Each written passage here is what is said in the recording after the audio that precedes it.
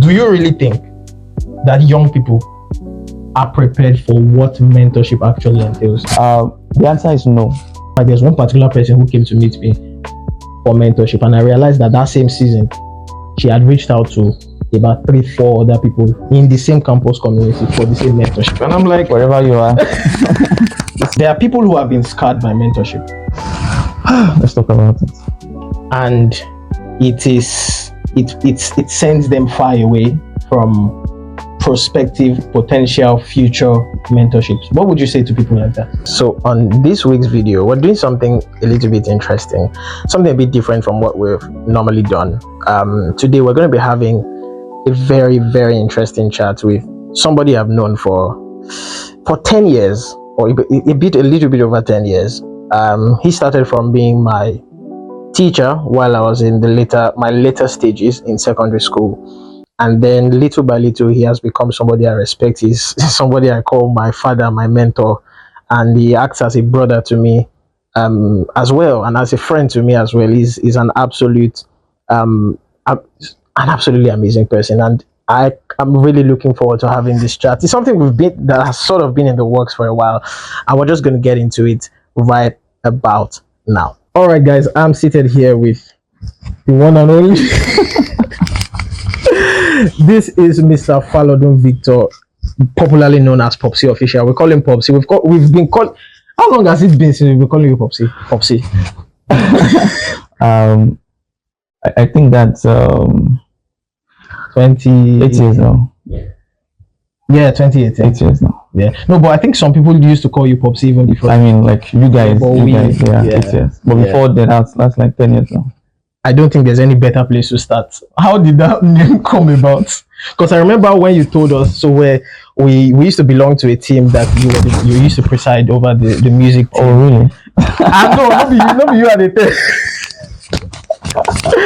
And right. I remember that day we were like and it's sort of one of the things we might get to talk about. We're talking about how is organizationally we shouldn't call ourselves by our name, so we should sort of give ourselves names based on maybe the post we occupy on stuff.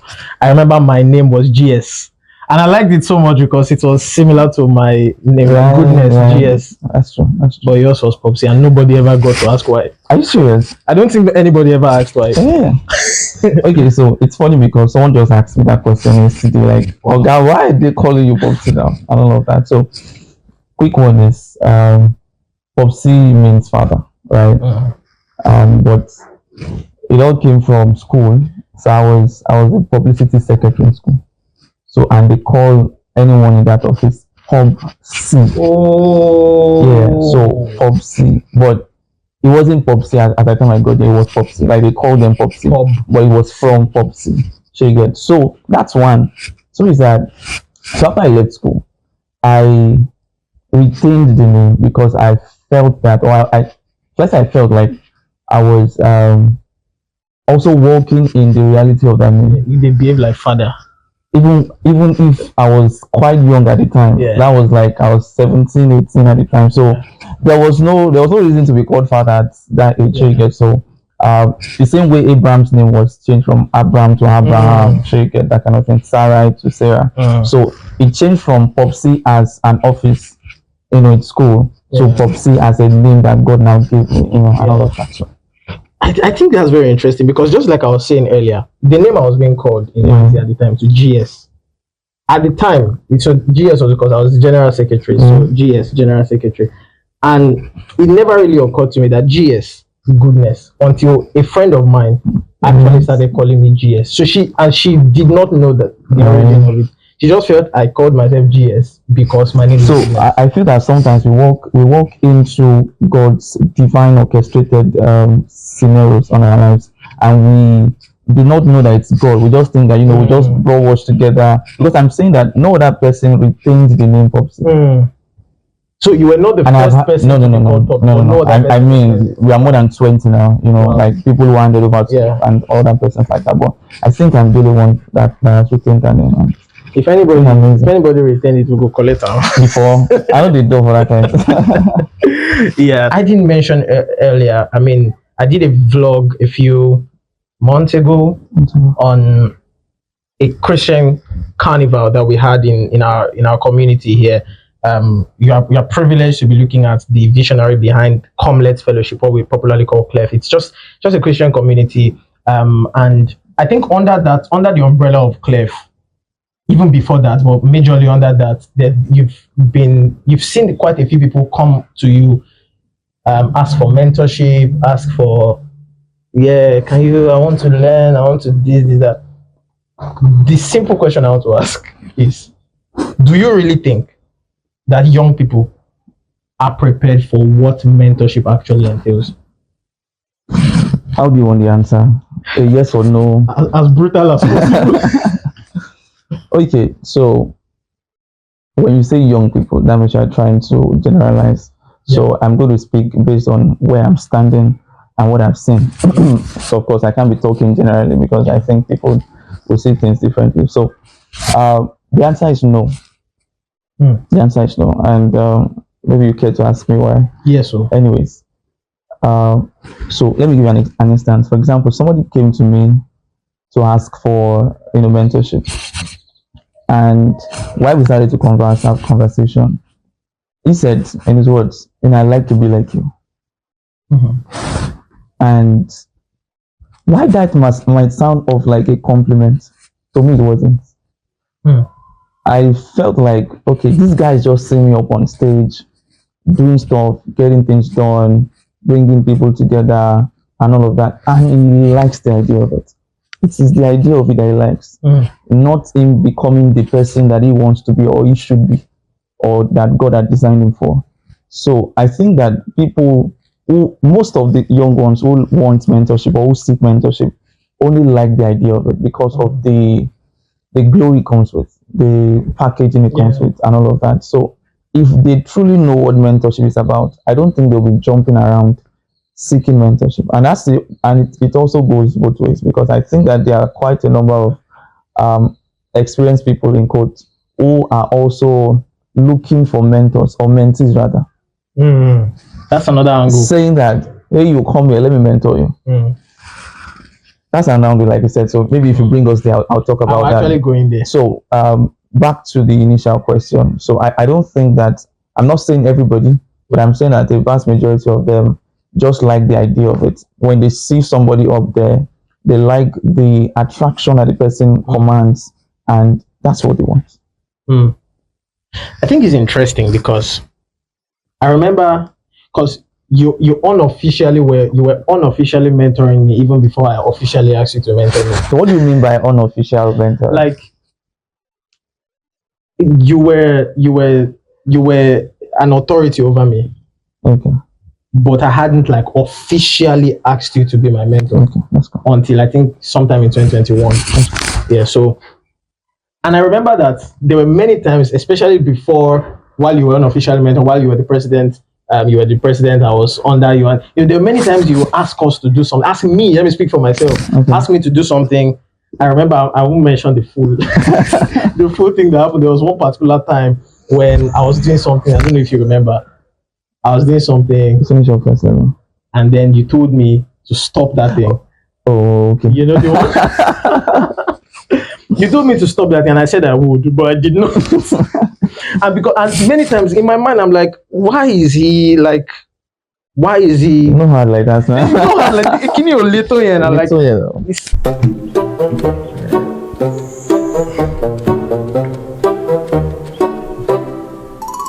Oh, sorry, you caught me. Apologies. I just had to take a break. Let me quickly finish writing what I'm writing. Oh, what am I writing? Yeah, I'm writing the list of everybody who has been watching my videos so far and have still not subscribed to our channel. I mean, subscribe to the channel, like the video. It won't hurt. Yeah, it won't really bite. So subscribe now. Okay? Yeah, now. So I'll just cancel your name from here. All right. Thank you.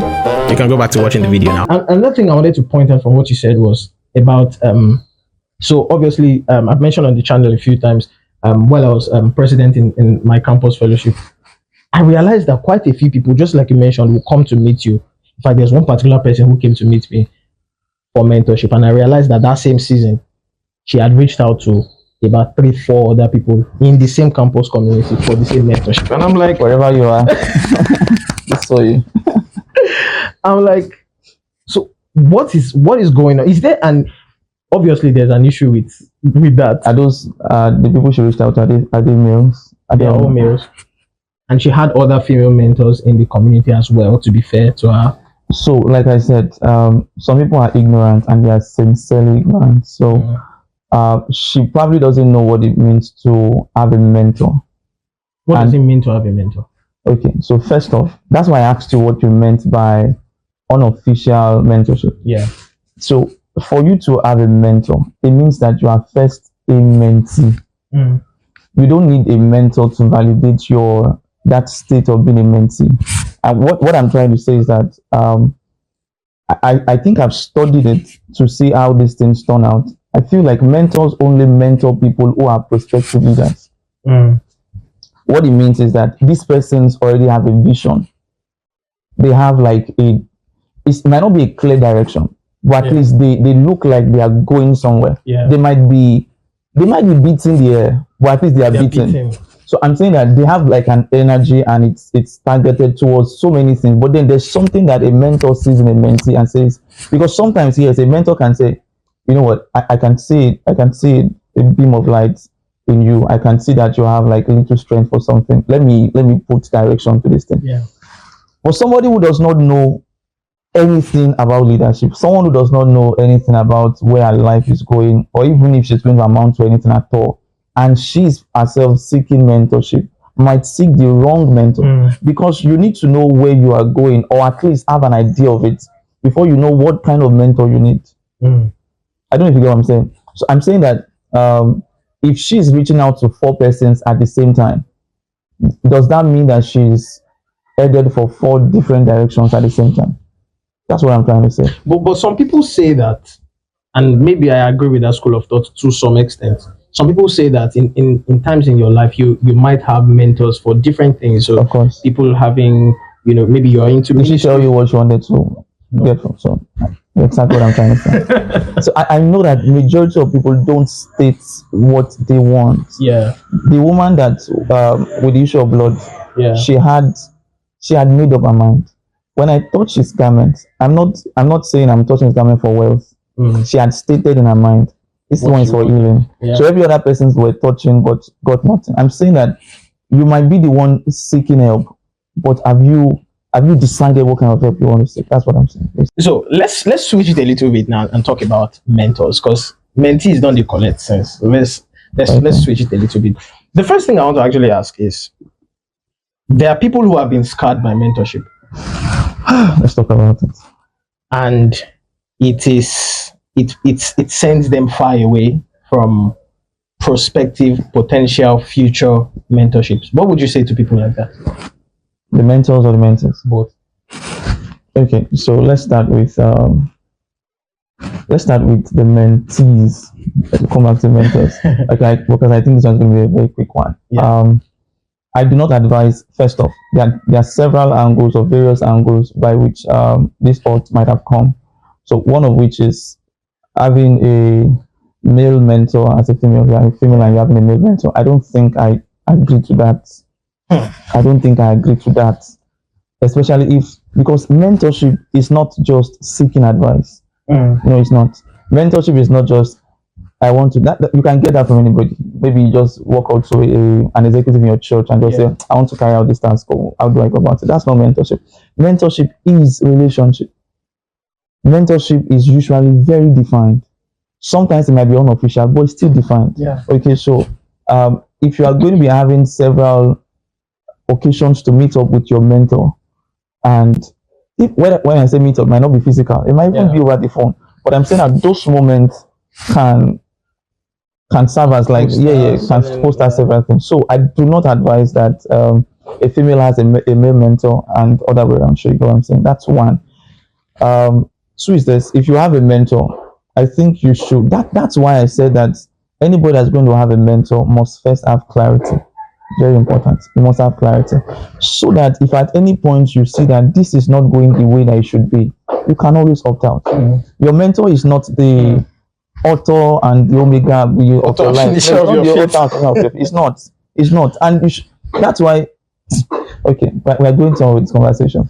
And if you don't have clarity to start with, you end anywhere. Are you aware?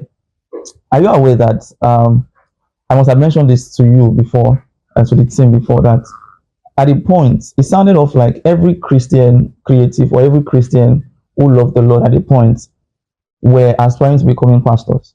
Yeah. Why? Because the only credible figure they could see doing a thing were pastors. Now, if they don't have clarity at that stage of their life, they will end up being pastors, and that will be failure for them because they were not called to become pastors. So I'm saying the narrative is kind of changing now, because I know we have many other people who are doing creative stuff, but then the clarity must still be in place to know that, okay, I know where I'm headed. And that's why sometimes I advise that mentorship should not be done emotionally.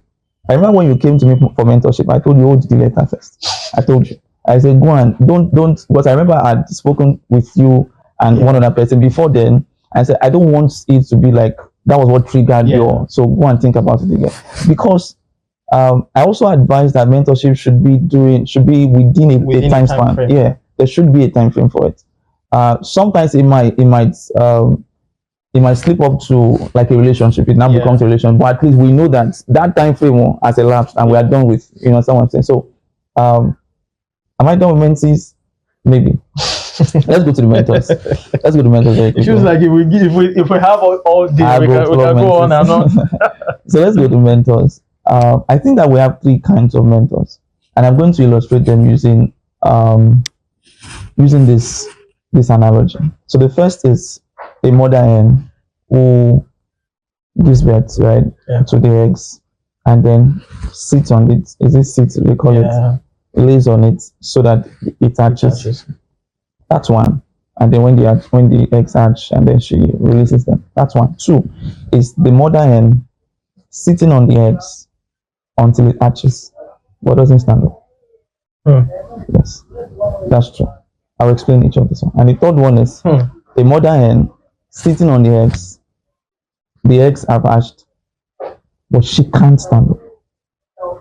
The second one is she can't stand up. So the third one is the third one explains a damaged mentor.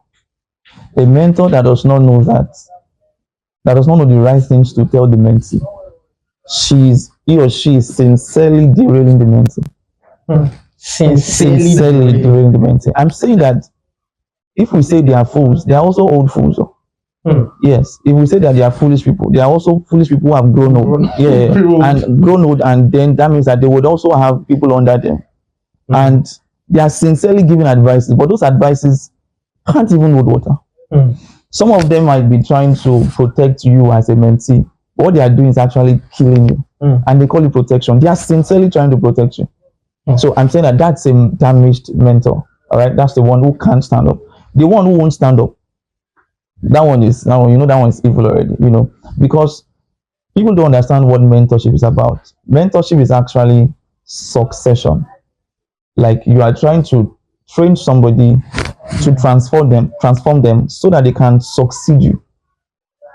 Do you get what I'm saying? Yeah. What that means is that to succeed you means that you are trying to groom somebody who's going to be of better quality than yourself. Not everybody has that security. So they would rather keep this is a problematic.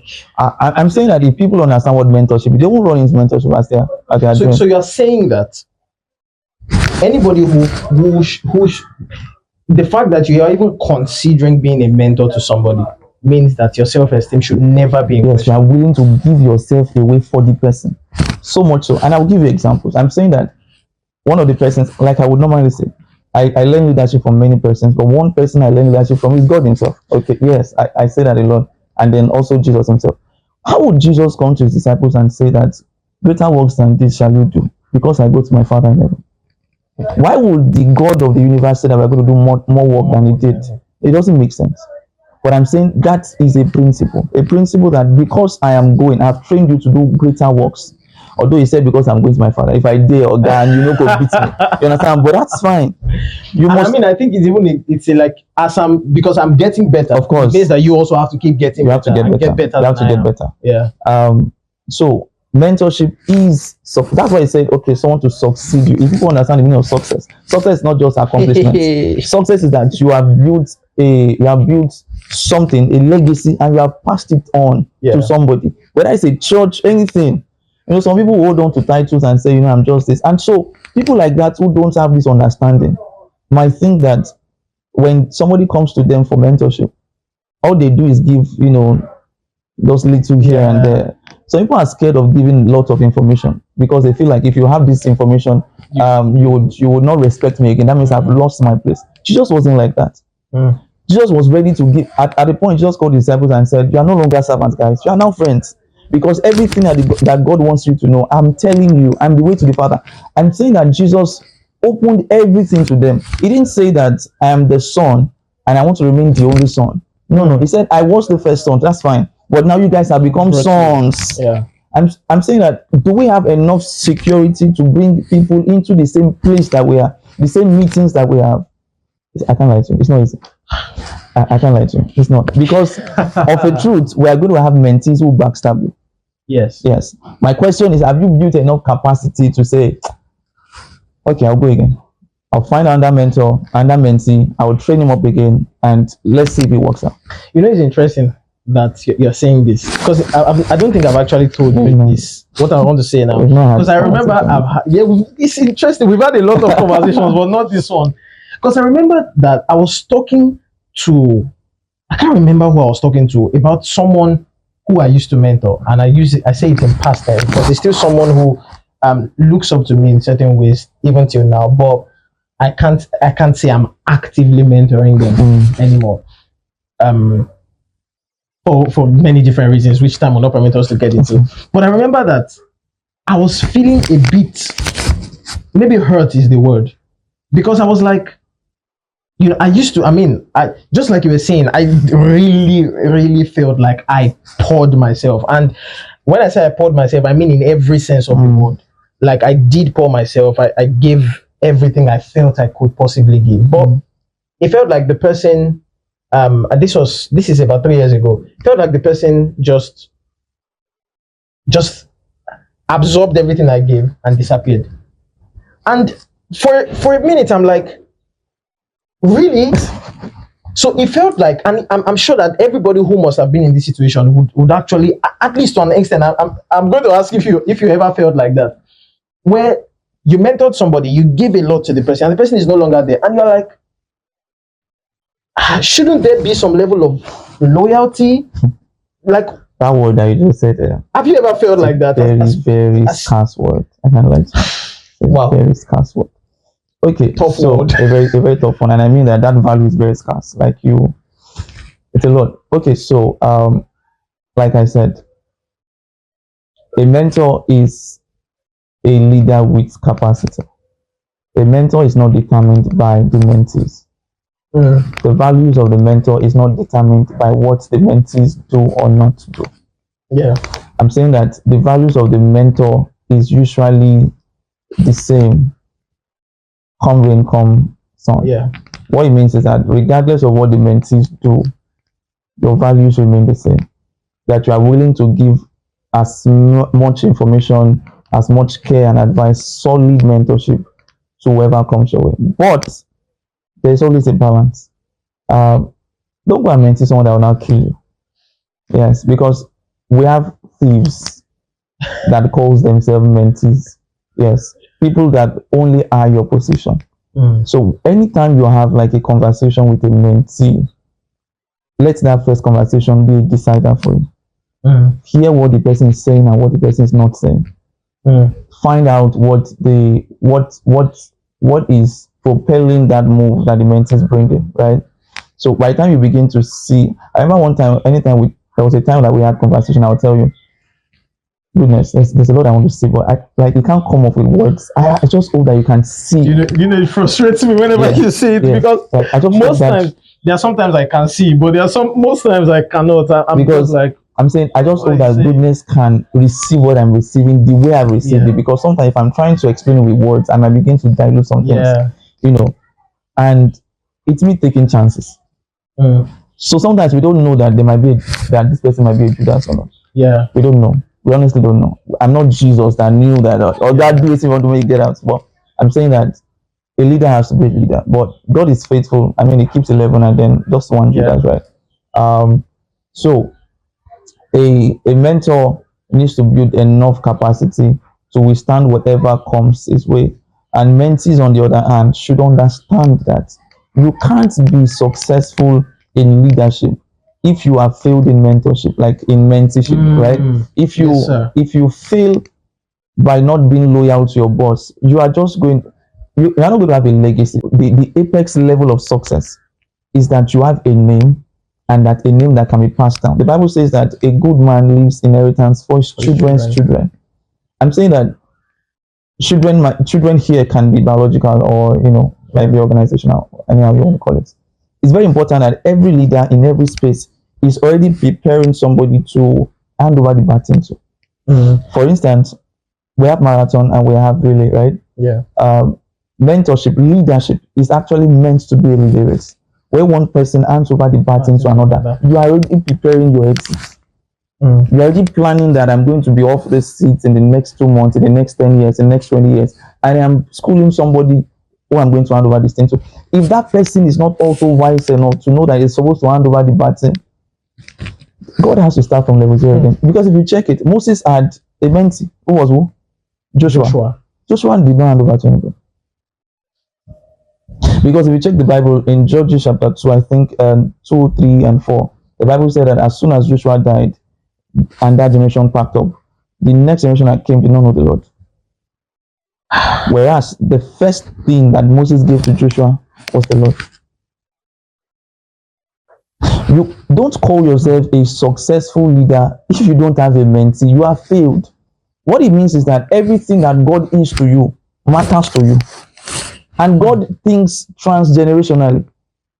I'm saying that you can't claim, I'm saying that many times. You can't claim, I said it a lot actually. You can't claim to be a successful leader as somebody who has the mind of God and not think generation.